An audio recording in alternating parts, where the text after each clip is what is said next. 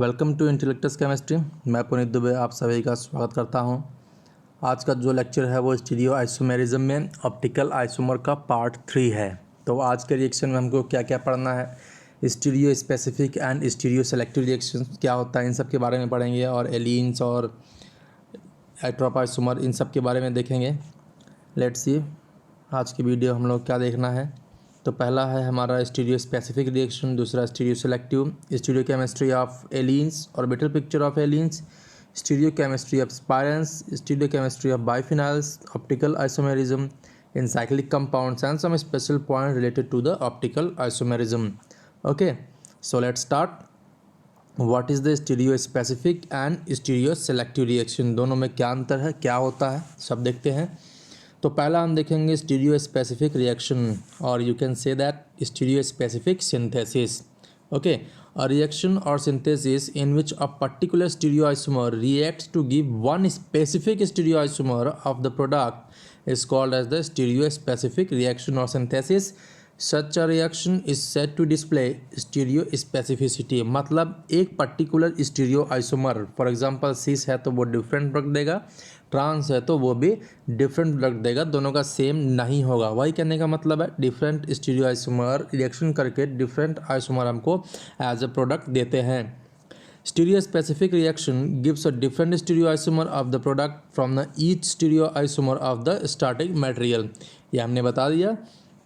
So here is the example: addition of the bromine to the cis 2-butene gives the racemic product, while the trans isomer gives the meso product. Okay, so the reaction involves the anti-addition of bromine. Anti-addition means just opposite direction में, one is the downside, another one is upper side. Okay, so this reaction is stereospecific because different stereoisomer gives the different stereoisomers.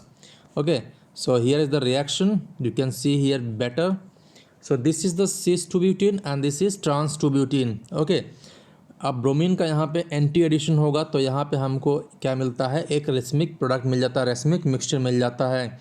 Okay, अब bromine का जब हम यहाँ पे trans के साथ anti addition कराते हैं तो हमको यहाँ पे मीजो कंपाउंड मिलता है, क्योंकि इस कंपाउंड में हमको यहाँ पे क्या है, प्लेन ऑफ सिमेट्री है, इसलिए टोटल क्या हो जाएगा, मीजो कंपाउंड। और ये क्या होगा, optically inactive due to internal compensation, जो कि हमने इसके जस्ट पिछले वाले लेक्चर में, पिछले वाले वीडियो में एक्सप्लेन किया हुआ है। Okay, so another example is the deals-Elder reaction is stereo specifically cis with respect to the dienophile. For example, 1,3-butadiene reacts with the malic acid, a cis isomer, to give the cis 1,2,3,6 tetrahydrophthalic acid, while fumaric acid, a trans isomer, gives the trans isomer. Okay, so here it is the dienophile and here going to be have the Diels-Alder reaction. This is mainly pericyclic reaction. Okay, so this is the cis form, you can say that malic acid and this is trans fumaric acid। इसके साथ reaction होने के बाद हमको मिलता है सिस product, ठीक है, 1,2,3,6 टेट्राहाइड्रोथैलिक एसिड। और ट्रांस के साथ जब रिएक्शन होता है तो हमको क्या मिलता है, उसी का ट्रांस आइसोमर मिलता है। सो यहाँ पे डिल्स-एल्डर भी एक अच्छा एग्जांपल है जो कि हमारे स्टीरियो स्पेसिफिक रिएक्शंस का है। और दूसरा रिएक्शन हमारा जो आता है स्टीरियो सेलेक्टिव रिएक्शन और स्टीरियो सेलेक्टिव सिंथेसिस। ये क्या होता है, a reaction or synthesis in which one stereoisomer or one pair of enantiomers is formed predominantly। predominantly mention करना जरूरी है क्योंकि यही इन दोनों रिएक्शंस को अलग करता है। और exclusively out of several stereoisomer possibilities is called as the stereoselective reaction or synthesis। मतलब क्या हुआ, कोई भी स्टीरियो आइसोमर रिएक्शन करता है तो उसकी पॉसिबिलिटी हो सकते हैं कई सारे प्रोडक्ट बने, उसमें से कोई एक मेजर बनेगा, जो भी मेजर बनता है वह तो वो एक्सक्लूसिव बनेगा, टोटल वही बनेगा, या फिर उन 3-4 जो भी पॉसिबिलिटी है उसमें से जो मेजर प्रोडक्ट बनता है उसको बोलते हैं stereoselective reaction. Such reaction और synthesis is said to display the stereo selectivity.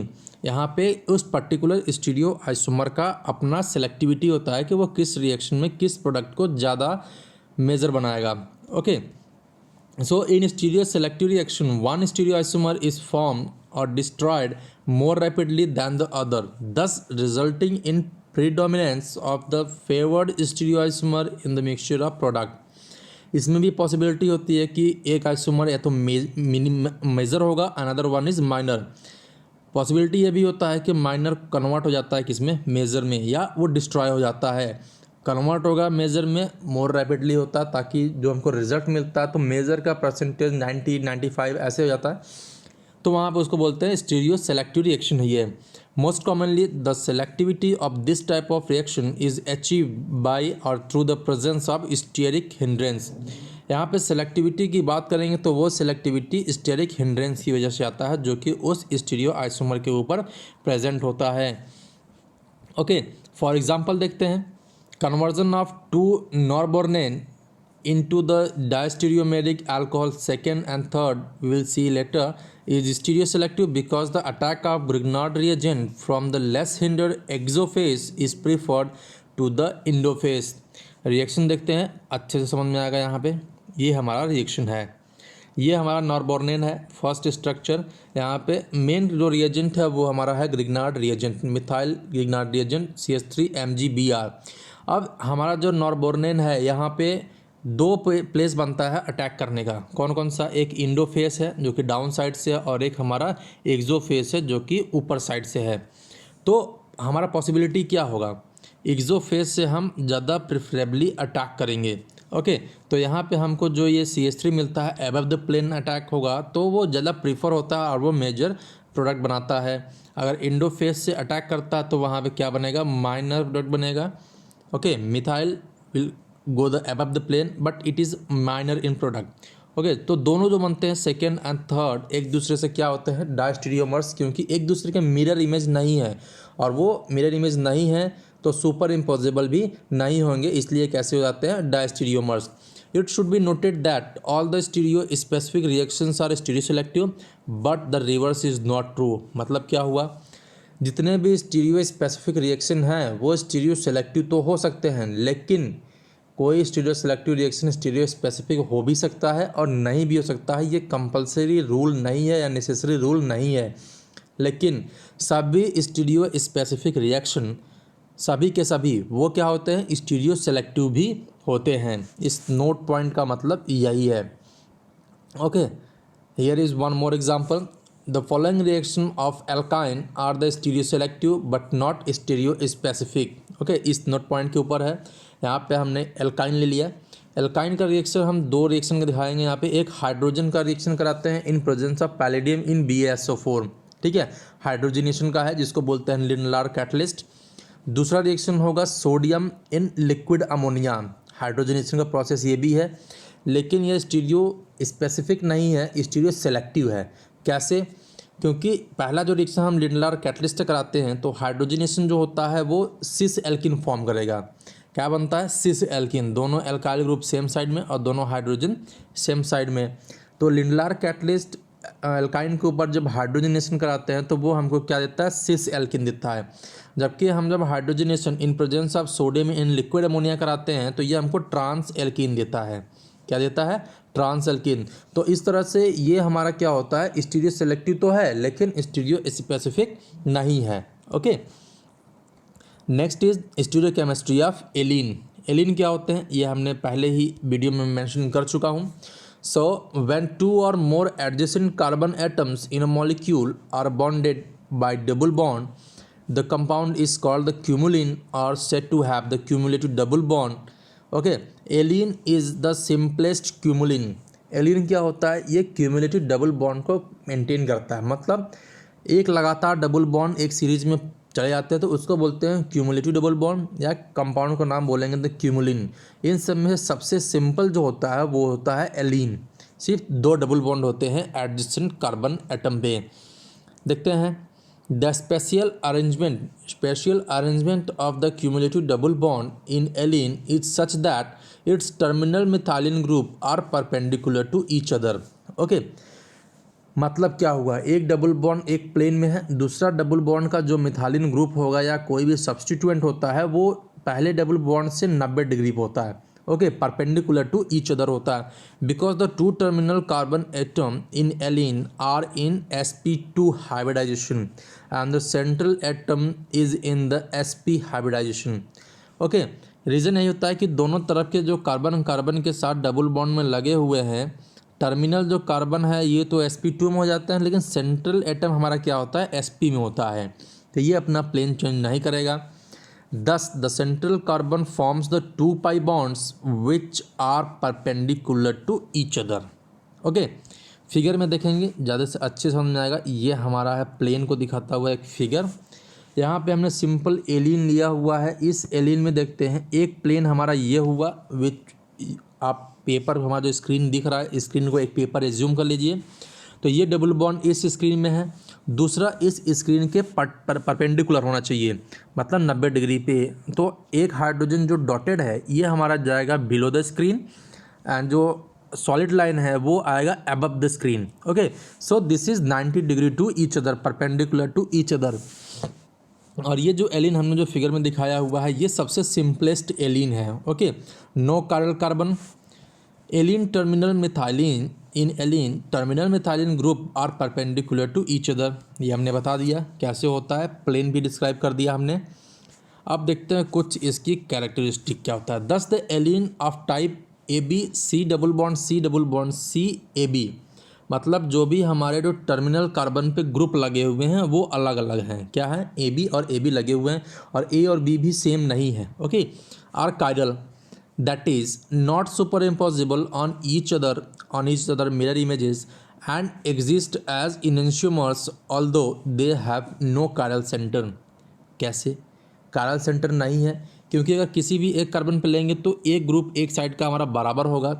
chiral center नहीं है लेकिन फिर भी ये नॉन सुपर इम्पोजिबल है। ओके, नॉट सुपर इम्पोजिबल है। तो यहाँ पे क्या होगा, earlier we have noted that allene have chiral axis as their element of chirality. Chiral axis होने की वजह से इसमें कायरल सेंटर ना होते हुए भी इसमें कायरलिटी आ जाती है, एलिमेंट ऑफ कायरलिटी प्रेजेंट होता है। क्यों, क्योंकि कायरल एक्सिस प्रेजेंट होता है। यहाँ पे फिगर देखिए, यहाँ पे मैंने दोनों ग्रुप लगा दिए हैं डिफरेंट और दोनों का मिरर इमेज ही बना दिया है, और ये एक दूसरे से नॉन सुपर इम्पोजिबल है, एक दूसरे के ऊपर सुपर इम्पोज नहीं करेगा। अब देखिए इसका ऑर्बिटल पिक्चर कि ये बनता कैसे है, इसका जो ओवरलैपिंग है वो कैसे होता है। ये हमारा टर्मिनल कार्बन है, ये हमारा सेंट्रल कार्बन है, और ये भी हमारा क्या है, टर्मिनल कार्बन है। तो सेंट्रल कार्बन पे हमारे दो डबल बॉन्ड हैं, एक इस साइड में और एक इस साइड में। ओके, तो ओवरलैपिंग होता है, जो हमारा पी साइड ओवरलैप करता है, दोनों कार्बन के पी ऑर्बिटल ओवरलैप करेंगे तो हमारा पाई बॉन्ड बनता है। तो दोनों तरफ से ओवरलैप करके हमारे दो पाई बॉन्ड बनते हैं। ओके, और यहाँ पे H A and H B हमारे दो ग्रुप लगे हुए हैं, जो कि दिखाता है कि दोनों ग्रुप जो सब्स्टिट्यूएंट लगे हुए हैं एक कार्बन पे वो डिफरेंट हैं। ओके, ये हमारा प्लेन में है और ये हमारा above the plane and below the plane है। Only those substituted allene will be optically active in which each sp2 carbon have the different atoms or group. मतलब क्या है कहने का इसका मतलब, ऑप्टिकली एक्टिव एलिन वही होगा जिसमें जो भी ग्रुप या सब्सटीट्यूएंट लगे हुए हैं टर्मिनल कार्बन पे, टर्मिनल मिथाइलिन पे, वहाँ पे दोनों के दोनों ग्रुप डिफरेंट होंगे, अलग अलग होंगे, तभी जाके वो क्या होंगे, ऑप्टिकली एक्टिव होंगे। Allene show the optical isomerism when double bond is in the even number such as 2, 4, 6, 8 etcetera. Okay, ये बहुत ही इंपॉर्टेंट पॉइंट है, एग्जाम में आ जाएगा तो पूछता है ये एलिन ऑप्टिकली एक्टिव है नहीं है। तो अगर ये रूल हमको पता है कि अगर डबल बॉन्ड वहाँ पे इवन नंबर में है वो ऑप्टिकली एक्टिव होगा, ऑड नंबर में है तो ऑप्टिकली इनएक्टिव होगा, तो ये होने से हमको टाइम सेविंग हो जाएगा। वहाँ पे हम टाइम को बचा सकते हैं, केवल एग्जाम्पल को देखना है और आंसर टिक करना है। ओके, तो ये बहुत ही इंपॉर्टेंट पॉइंट है और इसको याद रखना है। चलिए नेक्स्ट देखते हैं, अगला एग्जाम्पल क्या है। हमने यहाँ पे एक ऑड क्यूमुलेटिव डबल बॉन्ड दिया हुआ है, ये होगा ए कारल। ए कारल कैसे होगा कि odd number of double bond है, has a plane of symmetry. Plane of symmetry क्या हो गया, इस तरह से ले लेंगे तो प्लेन ऑफ सिमेट्री आ जाएगा।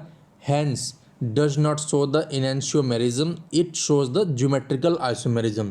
ये इनेंशियोमेरिज्म नहीं शो करेगा, ये क्या शो करेगा, ज्योमेट्रिकल आइसोमेरिज्म। दूसरा हम अगर यहाँ पे दूसरा एग्जांपल लेते हैं तो एक डबल बॉन्ड है और एक हमारा रिंग है। इसके दिखाने का क्या मतलब है, ये ऑप्टिकली एक्टिव होता है। क्यों? क्योंकि एक पाई बॉन्ड एक रिंग के बराबर होता है, एक साइकिल के बराबर होता है। तो यहाँ पे मान लेते हैं ये भी रिंग हमारा जो है डबल बॉन्ड की तरफ बिहेव करेगा और यहाँ पे दो डबल बॉन्ड हो जाएंगे, ठीक है। तो ये इवन नंबर में है और ये ऑप्टिकली एक्टिव होगा। दिखाने का मतलब यही है, एग्ज़ाम में इस फॉर्म में भी आ सकता है और एग्ज़ाम में इस फॉर्म में भी आ सकता है। तो हमको दोनों फॉर्म के लिए प्रिपेयर रहना है, सारे नियम्स को याद रखने हैं। दूसरा देखते हैं अगला, stereochemistry of the spiranes. Spiranes क्या होते हैं?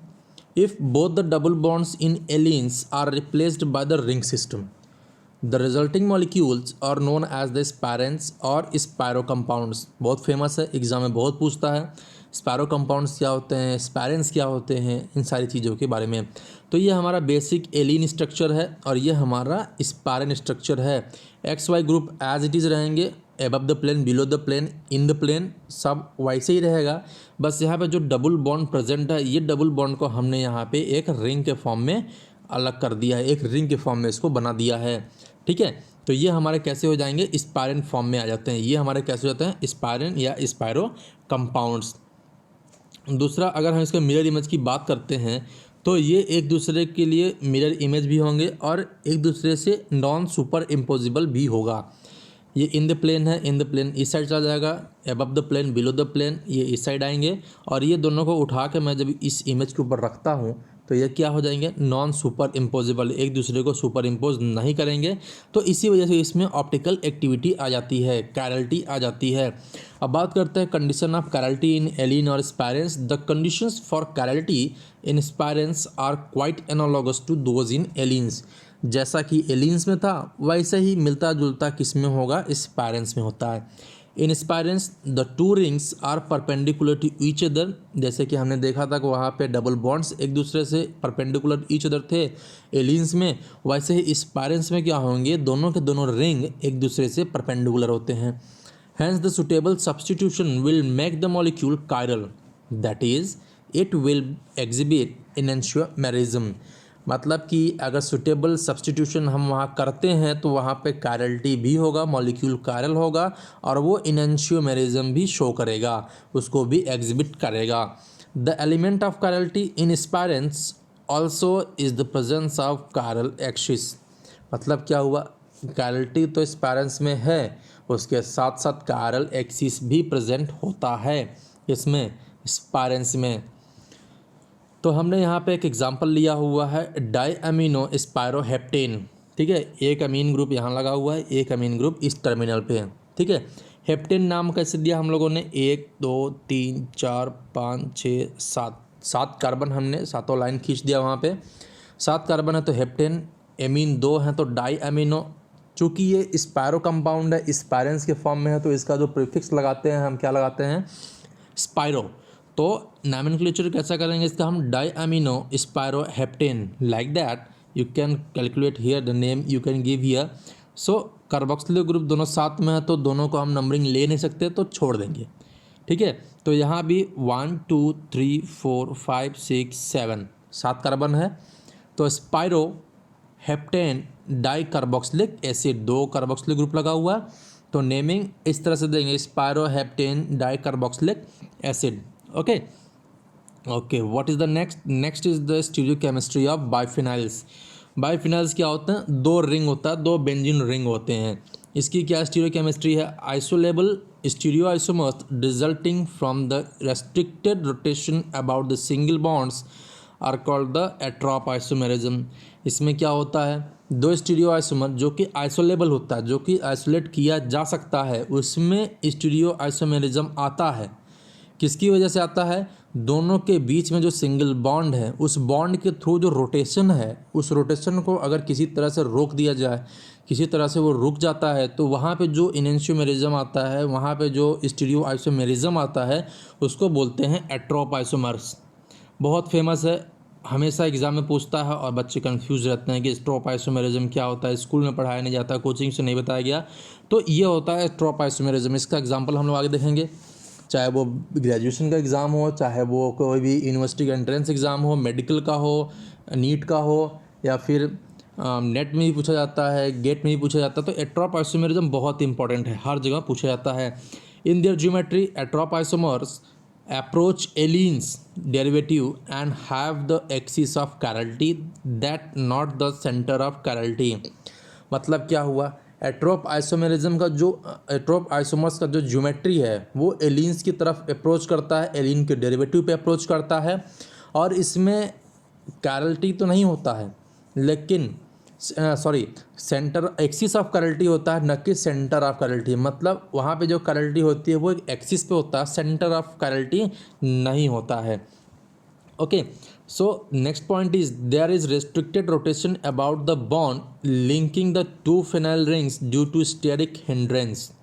ये मेन पॉइंट है कि वहाँ पे रोटेशन रुकती कैसे है, रोटेशन को रेस्ट्रिक्टेड कैसे किया जाता है। वहाँ पे स्टेरिक हिंड्रेंस होता है उस फेनाइल ग्रुप पे जो भी बल्कि ग्रुप लगा होता है, ऑर्थो सब्सटीट्यूटेड बल्कि ग्रुप की वजह से, बल्कि ग्रुप सब्सटीट्यूशन की वजह से वहाँ पे उसके रोटेशन को रेस्ट्रिक्ट किया जाता है, और वहाँ पे उसी की वजह से वहाँ पे ऑप्टिकल आइसोमेरिज्म आने लगता है। चलिए नेक्स्ट पॉइंट क्या है, because of this steric hindrance the two phenyl rings lie in the different planes which are perpendicular, thus the molecule becomes chiral and exhibit the enantiomerism। क्या मतलब हुआ, स्टेरिक हिंड्रेंस की वजह से दोनों फिनाइल रिंग्स डिफरेंट प्लेन में, एलिन्स में भी डिफरेंट प्लेन में होता है, एस्पेरेंस में भी डिफरेंट प्लेन में होता है। उसी तरह से हमारा जो बाइफिनाइल का एनेंशियोमेरिज्म शो करेगा, उसी डिफरेंट प्लेन में जाने की वजह से, प्लेन्स क्या होते हैं एक दूसरे के परपेंडिकुलर हो जाने की वजह से मॉलिक्यूल कायरल भी हो जाता है और वो एनेंशियोमेरिज्म भी एग्जिबिट करने लगता है। Biphenyls show the enantiomerism when the following conditions are satisfied. क्या कंडीशंस है देखते हैं। पहला कंडीशन क्या है ये, each ring must be unsymmetrically substituted. मतलब क्या हुआ, सभी रिंग्स पे, जो भी हम दो ही रिंग ले रहे हैं तो दोनों रिंग्स पे जो सब्सटीट्यूशन होगा वो अनसिमेट्रिकल होना चाहिए। सिमेट्रिकल होने पे क्या होता है कि वहाँ पे सिमेट्री आने लगती है। सिमेट्री आएगा तो वो कंपाउंड ऑप्टिकल एक्टिविटी नहीं होगा, जो कि हमने शुरुआत के ऑप्टिकल आइसोमेरिज्म के पहले लेक्चर्स में ही हमने डिफाइन कर दिया था कि ऑप्टिकल आइसोमेरिज्म्स के लिए क्या क्या कंडीशन होगा और क्या कंडीशन होने पर वो नहीं शो करेगा। जिसमें से एक पॉइंट था सिमेट्री का, वहाँ पे centre of symmetry, point of symmetry और एक्सिस ऑफ सिमेट्री या प्लेन ऑफ सिमेट्री होने की वजह से ऑप्टिकल आइसोमेरिज्म नहीं शो करता है। तो पहला एग्जांपल हमने जो यहाँ पे बनाया हुआ है वो सिमेट्री है, उसमें क्या क्या है, ए बी यहाँ पे लगा हुआ है, बी बी यहाँ पे। जैसे ही हमने यहाँ पे देखा तो वहाँ पे क्या होता है, दोनों रिंग के बीच में प्लेन ऑफ सिमेट्री आ जाती है, तो उस कंपाउंड को रिजॉल्व नहीं किया जा सकता और वो ऑप्टिकली एक्टिव नहीं होगा, वो ऑप्टिकली इनएक्टिव होगा। सेकेंड एंड थर्ड एग्जाम्पल जो हमने लिया हुआ है वहाँ पे जो सब्सटीट्यूशन रखा है वो अनसिमेट्रिकल रखा है, 3 यहाँ पर रखा, दोनों तरफ कोई भी प्लेन ऑफ सिमेट्री आने का कोई चांस नहीं है। इस रिंग में 3 है, इस रिंग में 2 हैं, 3 भी करते हैं तो ग्रुप अलग हैं, साइड अलग हैं, तो वहाँ पे क्या होगा, अनसिमेट्रिकल सब्सटीट्यूशन है तो वहाँ पे ऑप्टिकल एक्टिविटी आएगी। No plane of symmetry, symmetry absent है, that means it will be optically active, hence these are resolvable, इसको हम रिजॉल्व कर सकते हैं। तो ये हमारा पहला कंडीशन हुआ। दूसरा क्या होता है, second point, both the rings must be substituted in ortho position. ये भी कंडीशन आ गया भैया। क्या कंडीशन है कि ग्रुप तो लगाने हैं लेकिन उसका ऑर्थो पोजिशन फ्री नहीं होना चाहिए। ऐसा नहीं है कि ऑर्थो हमने छोड़ दिया चलो मेटा और पैरा लगा देते हैं ना, उसमें हमें कहाँ लगाना है, केवल ऑर्थो पोजिशन पे, मेटा पैरा पे लगाइए लेकिन ऑर्थो मस्ट है, ऑर्थो पे लगाना ही लगाना है। Minimum number of substituents should be 2।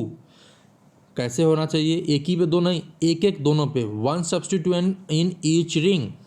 एक ऑर्थो ग्रुप पे तो एक सब्सटीट्यूएंट होना ही चाहिए। The substituents must have a larger size. दूसरी कंडीशन इसी में है, पहला ऑर्थो पे होना चाहिए, दूसरा वो बड़ा भी होना चाहिए। ये नहीं कि हाइड्रोजन लगा दिया, हाइड्रोजन का ग्रुप है वो तो प्रेजेंट होता ही है, वहाँ पे बड़ा ग्रुप होना चाहिए। For example chlorine, bromine, iodine, acid group, nitro group, sulphonyl group, methyl group, ethyl group, propyl group, इस तरह से ग्रुप बड़ा होना चाहिए। बल्कि ग्रुप होगा तो उसको रोटेशन को हिंडर्ड करेगा, रोटेशन हिंडर्ड होगा तो उसका रोटेशन रिस्ट्रिक्ट होगा, रिस्ट्रिक्ट होगा तो ऑप्टिकल आइसोमेरिज्म शो करेगा।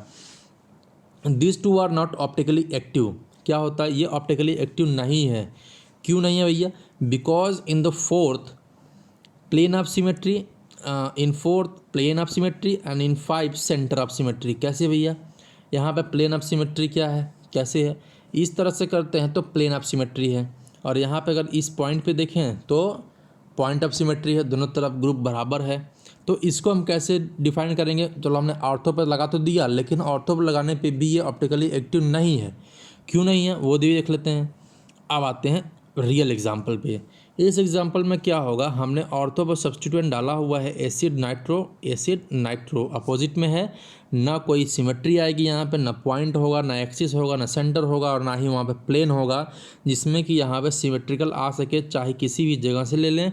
तो ये अनसिमेट्रिकल सब्स्टिट्यूशन है। ऑर्थो पोजीशन पे सब्स्टिट्यूशन है, तो वहाँ पे जो रोटेशन होगा, जो इस बॉन्ड के थ्रू रोटेशन हो रहा है, ये रोटेशन रेस्ट्रिक्ट होगा। It will show the optical isomerism. ठीक है, मिरर इमेज बना के देख लेते हैं तो ये एक दूसरे पे नॉन सुपर इम्पोजिबल भी है।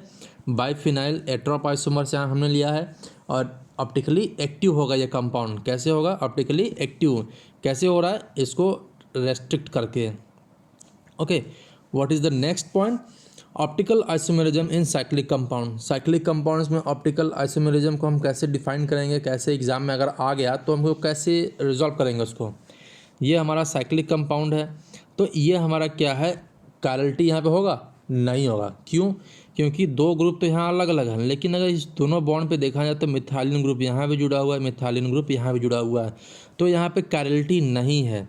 तो no chiral carbon, molecule is a chiral and molecule is optically inactive. दूसरे एग्जांपल लेते हैं तो यहाँ पे ये कंपाउंड कायरल होगा, ये सेंटर नहीं होगा। क्यों? क्लोरीन और हाइड्रोजन अलग हैं, नो डाउट। उसके आगे चलते हैं, मिथाइलिन ग्रुप सेम। चलो भाई ये सब होगा, चलो आगे मिलेगा। आगे देखते हैं तो यहाँ भी दोनों पे मिथाइलिन ग्रुप है। It means it having the two group similar, so there will be no chiral carbon. यहाँ पे कोई भी कायरल कार्बन नहीं होगा, मॉलिक्यूल भी ए कायरल हो जाएगा और ऑप्टिकली इनएक्टिव हो जाएगा। Okay, example, next example in cyclic compounds. ये कैसा होगा? कंपाउंड कायरल होगा, ये भी कायरल होगा। कैसे? देख लेते हैं। मिथाइल ग्रुप क्लोरीन ग्रुप एक अलग है। यहाँ पे चलते हैं तो यहाँ पे मिथाइलिन ग्रुप है, और यहाँ पे क्या हुआ? एक CH ग्रुप है और डबल बॉन्ड भी है। इसी पॉइंट पे दोनों ग्रुप अलग हो जाते हैं। अलग होने की वजह से चारों ग्रुप अलग हो गए, तो कायरल कार्बन भी प्रेजेंट हो गया, मॉलिक्यूल भी कायरल हो गया और ऑप्टिकली एक्टिव हो गया। यहाँ पे देखते हैं तो क्लोरीन और ब्रोमीन अलग अलग हैं। यहाँ पे गया तो मिथाइलिन ग्रुप, यहाँ पे भी सेम कंडीशन वही है, डबल बॉन्ड मिल गया और CH ग्रुप हो गया। चारों ग्रुप इसी पॉइंट पे अलग हो गए, तो कायरल भी कार्बन हो गया और कायरल मॉलिक्यूल भी हो गया और ऑप्टिकली एक्टिव भी हो गया। तो इस तरह से हम साइक्लिक कंपाउंड्स में भी कंपेयर करेंगे एज लाइक ए साइक्लिक, कि कायरलिटी होगी वहाँ पे, तभी वहाँ पे ऑप्टिकल आइसोमेरिज्म शो होगा, आइसोमेरिज्म आएगा।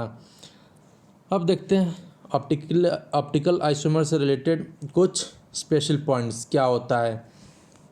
तो chiral nitrogen containing tetra alkyl ammonium and show optical isomerism. मतलब क्या हुआ? कार्बन ही ऐसा हो कि ऑप्टिकल आइसोमेरिज्म शो करे, ज़रूरी नहीं है।